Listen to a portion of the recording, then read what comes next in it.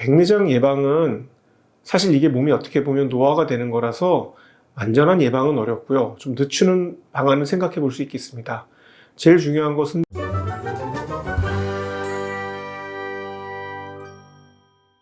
안녕하세요. 세상을 밝게 하는 호랑이 안과 김성우 원장입니다. 그 안구 내의 수정체가 하얗게 변하는 것을 백내장이라고 합니다. 안구 구조를 보시면은 빛이 들어와서 각막과 수정체를 통해서 망막에 상이 맺히게 되는데, 우리가 젊은 사람들 라섹한다고 각막을 절삭하는 부분이 여기가 되겠고요. 이제 연세가 생기셔서 이 수정체가 이렇게 하얗게 변하는 경우, 이런 것들을 앞에 백내장이 생기게 되면 빛이 가려지게 돼서 안 보이게 되니까 이런 것들을 백내장이라고 합니다. 원래 백내장이 없으면은 이게 투명하니까 눈속이 이대로 들여다 보여야 되는데요. 제가 오늘 오신 환자분이신데 이렇게 눈앞이 뿌옇다 하셔서 사진을 찍어보면은 하얗게 페인트 칠한 것처럼 변해 있습니다.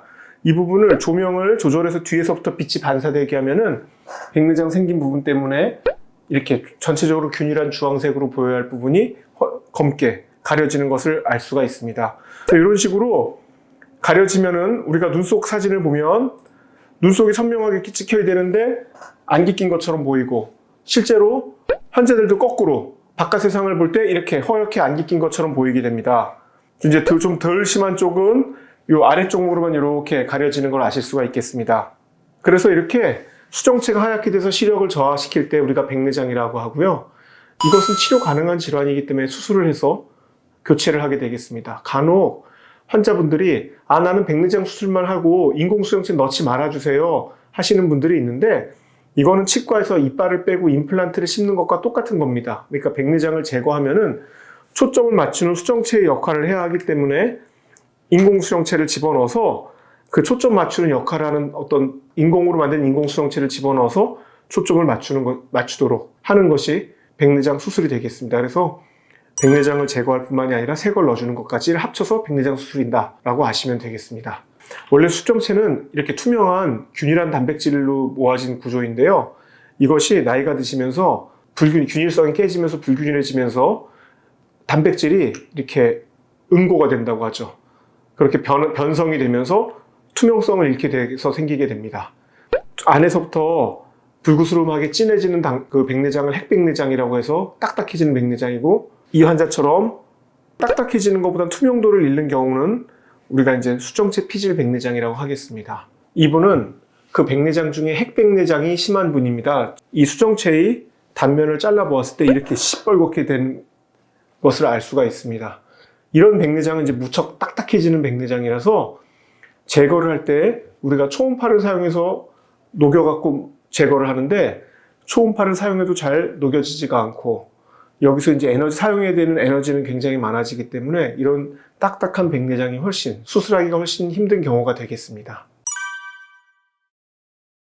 백내장 예방은 사실 이게 몸이 어떻게 보면 노화가 되는 거라서 완전한 예방은 어렵고요. 좀 늦추는 방안을 생각해 볼 수 있겠습니다. 제일 중요한 것은 백내장이 외부에서 오는 자외선을 걸러서 눈의 망막 신경이 자외선 손상을 받지 않도록 흡수하는 기능이 있습니다. 각막도 그렇지만.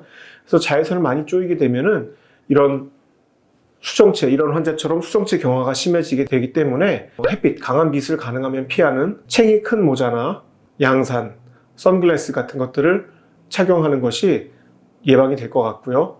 또 하나는 이제 당뇨나 어떤 질환이 있을 때, 몸에 염증이 있거나 류마티스나 당뇨 또는 포도막염이 있을 때 이런 질환에 의해서 백내장이 심해지기 때문에 근본적으로 질환이 있을 때 그 질환이 잘 조절되도록 관리를 잘 받으시는 것도 중요한 요인이 되겠습니다.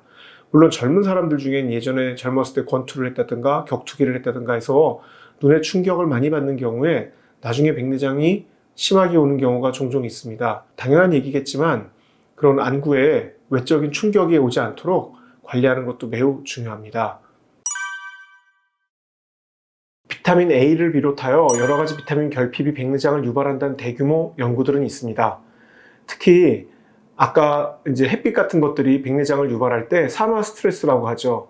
그런 햇빛이 몸 안에 있는 산소들을 활성산소로 변화시켜서 이런 것들이 백내장을 유발하기 때문에 그런 활성산소가 발생하는 것들을 막아주는 역할이 비타민입니다. 그래서 비타민 여러 가지 종합 비타민들을 골고루 섭취하고 유지하는 것이 백내장 예방에 도움이 된다고 할 수 있겠습니다. 그리고 이제 나이가 드시면은 사람들이 노안으로 시력이 떨어지는지 백내장으로 떨어지는지 잘 구분이 되지 않는 경우가 많습니다.